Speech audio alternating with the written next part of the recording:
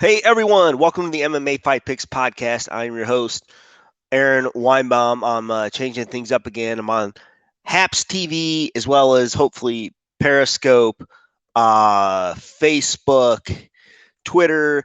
This is not as fancy as you normally see my camera setup, but luckily I had some.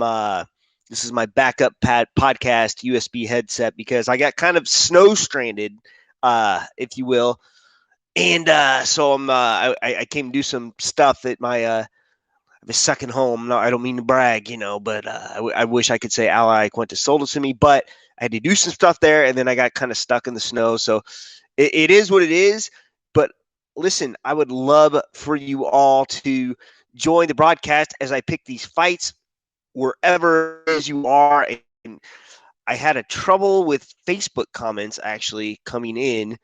Um, so we'll see. We'll see if it's working today. I'm going to try to check right now. And I don't think I had any Twitter ones either, but we'll see. So I urge you to go to the Happs TV link, sign up, get a free account. You can multi-stream for free, and then you can join this broadcast for free as well.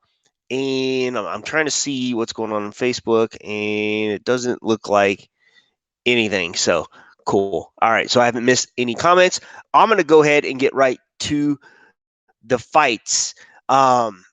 This is a loaded card, by the way, UFC 258 in Las Vegas.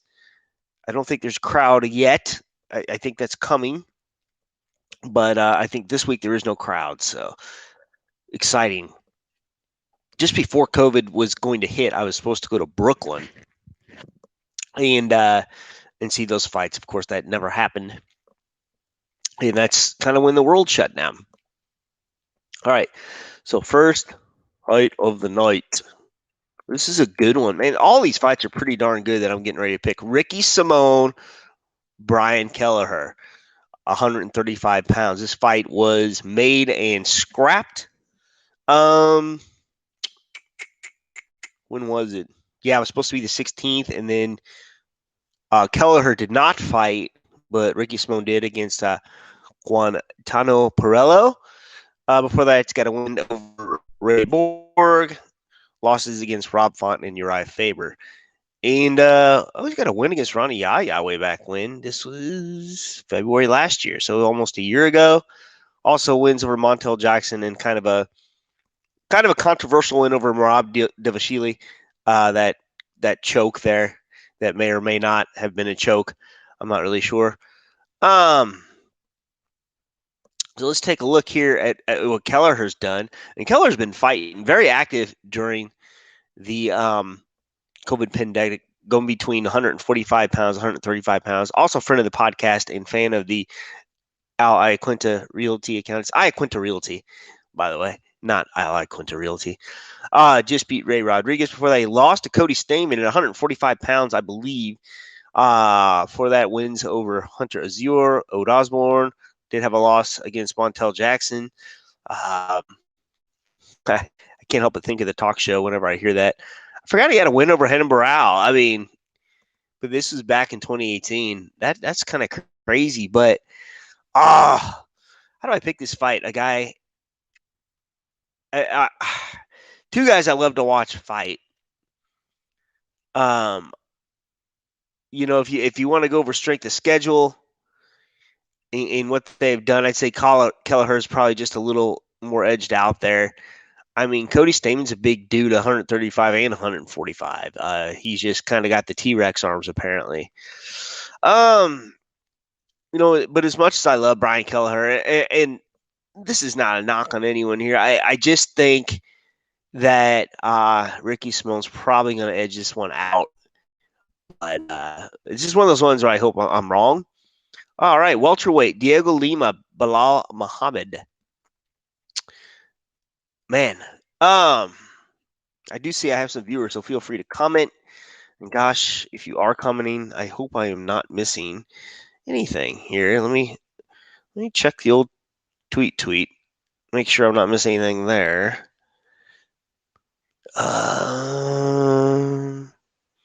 Turn around. All right. So this is all, like I said, a very, very new type of setup for me. All right. Well, I'm not going to worry about comments for now. So if you're not getting through, I urge you to go to happstv and find my name, Aaron Weinbaum, and that's all I got to say about that. Okay, Dhiego Lima, Belal Muhammad at welterweight. Let's take a look at Dhiego here. 3 wins in a row here. Luke Jamal, Court McGree, and Chad Laprise has losses. Well, this is way back when, 2018. Yushin Okami, Jesse Taylor. It's not the most active fella. He has not fought since 2019. And you got the very underrated Belal Muhammad, who probably should be in the top 10, but doesn't get the fights he deserves there. Just beat Lyman Good back in June. Before that, 2019 wins over Takashi Sato, Curtis Melander. I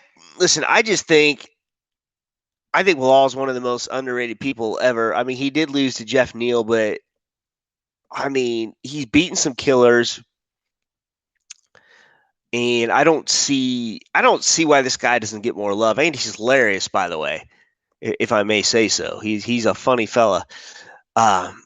And I don't usually pick fights based on people's humor quotient, but I think Belal has got this one, and I see good things for him in 2021. All right, this one is at lightweight. Bobby the King Green against Jim Miller. Jim Miller coming back after his loss to Vince Pichel, also a friend of the podcast. He's been on the podcast. Vince Pichel, let me tell you something about Vince Pichel. Vince Pichel came on the night before his fight, and we picked his fight. That's what a good dude that is. That's what a good sport he is. And I hope he's going to be active soon. I don't know. I haven't heard any new news on him. I haven't talked to him. I'm going to have to reach out. I'd like to reach out to him, actually.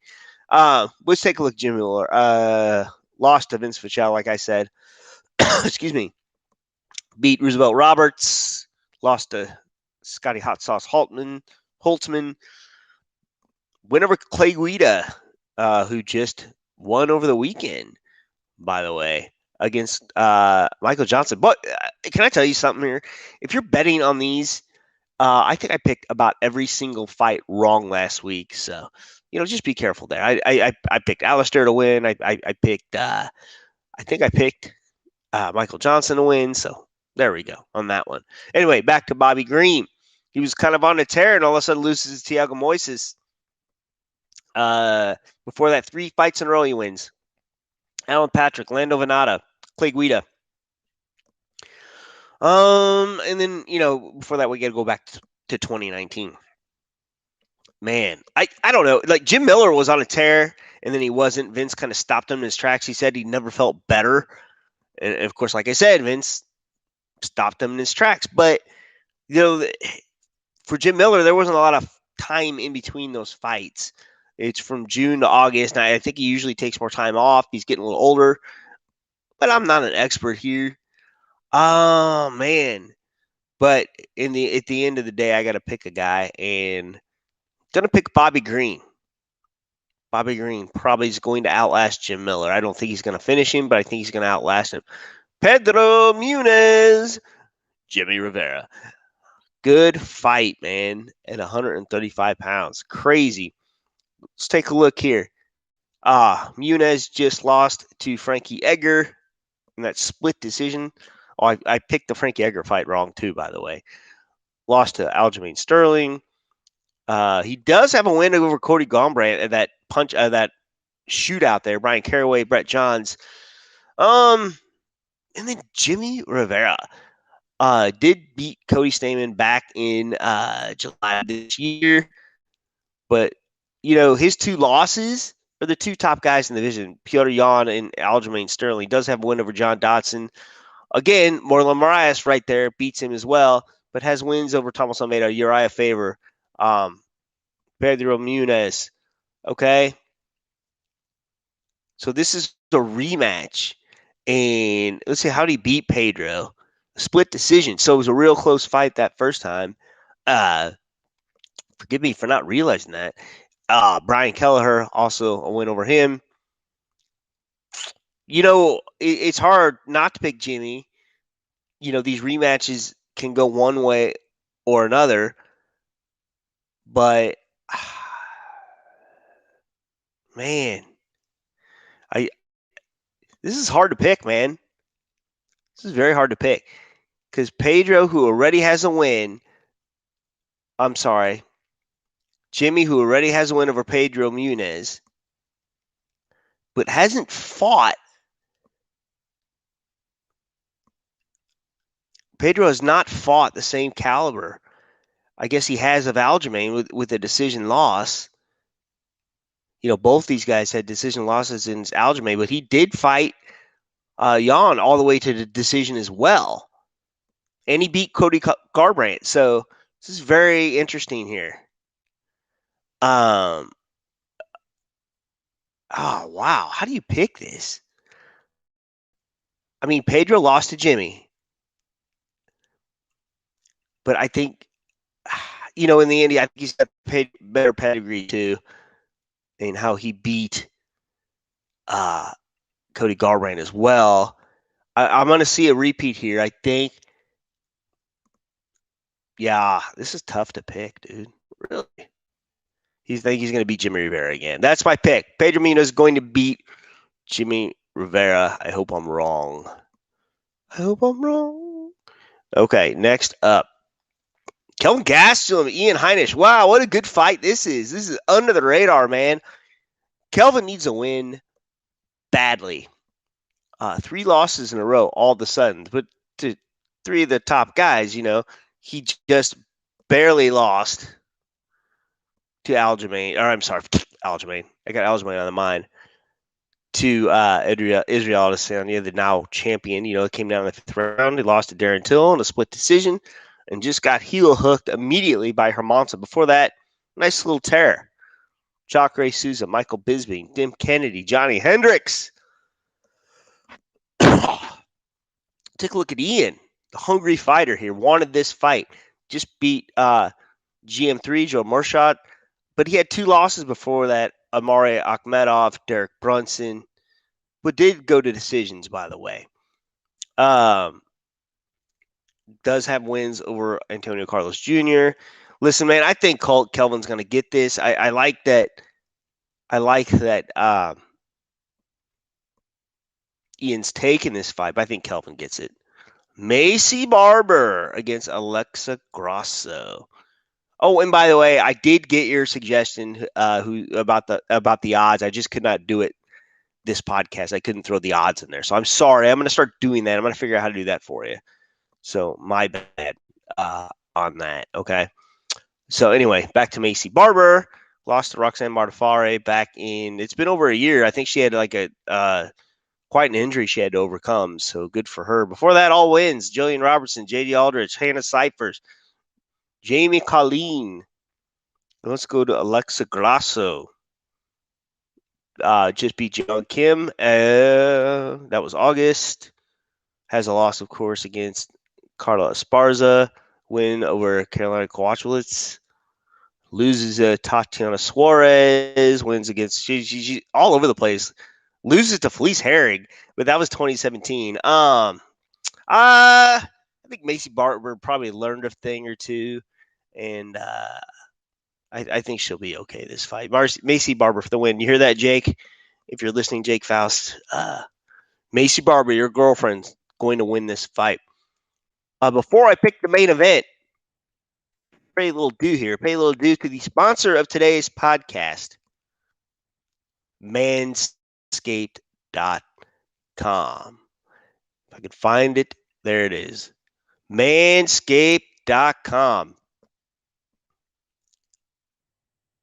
All right, Valentine's Day is about over. I mean, you can order something, you can maybe get it there. Go for it, but I just want to tell you, support for the MMA Fight Picks is brought to you by Manscaped, who is the best in men's below-the-waist grooming. Big news! Manscaped just released the new cologne scent to help you feel good and smell good all over at all times. Who knew smelling this good could feel this good too? Manscaped is trusted by over 2 million men worldwide. Join the movement for all your below-the-waist grooming needs. Everyone knows Manscaped has the perfect package 3.0 for all your below-the-waist grooming needs, but they didn't stop there. Complete your grooming game with the new refined cologne signature scent by Manscaped. With the same signature scent that's in all Manscaped's formula, this cologne is a perfect complement to the collection. Light, approachable, and gentlemanly in all the right ways. Think of it as your wingman for the night to keep you fresh and ready for anything. Calming and inviting, this signature scent introduced a light citrus burst before settling into the anchoring notes of a velvetier and woodsy masculine finish. This 50 milliliter spray cologne is even hyperallergenic, cruelty-free, dye-free, paraben-free, and 100% vegan. This beautifully designed glass bottle makes a statement, and the manly scent is attractive to set the mood. Also, be sure to check out the Perfect Package 3.0, like I said, with all the essentials for your below-the-waist grooming needs, including the Lawnmower 3.0 trimmer and crop formulation. You got the 2.0? No big deal. Pass it down like I did to my son. Keep the 3.0 for yourself. It's a rite of passage. You know what? I'm talking about ball deodorant and toner to keep your testes besties. That's righty and lefty. And now you can use the new Manscaped Refined Cologne to complete your set and smell great anytime, anywhere. It's time to feel sexy. Get 20% off plus free shipping with the code MMAFP at manscaped.com. Your balls and body will thank you. Get 20% off and free shipping with the code MMAFP at manscaped.com. That's 20% off with free shipping at manscaped.com.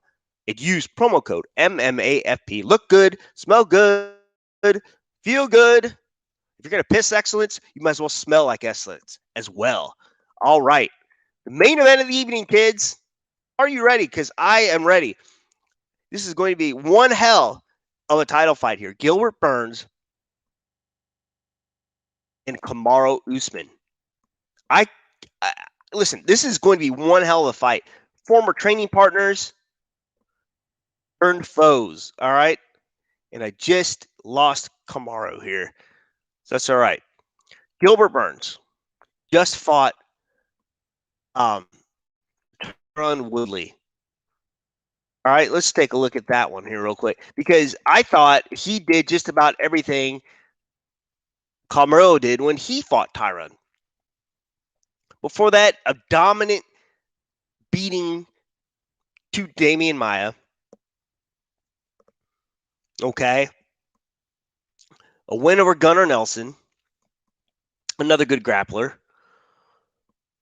I'm trying to think. When did he give up lightweight? I don't know here. He's got a lot of grappling bouts in between.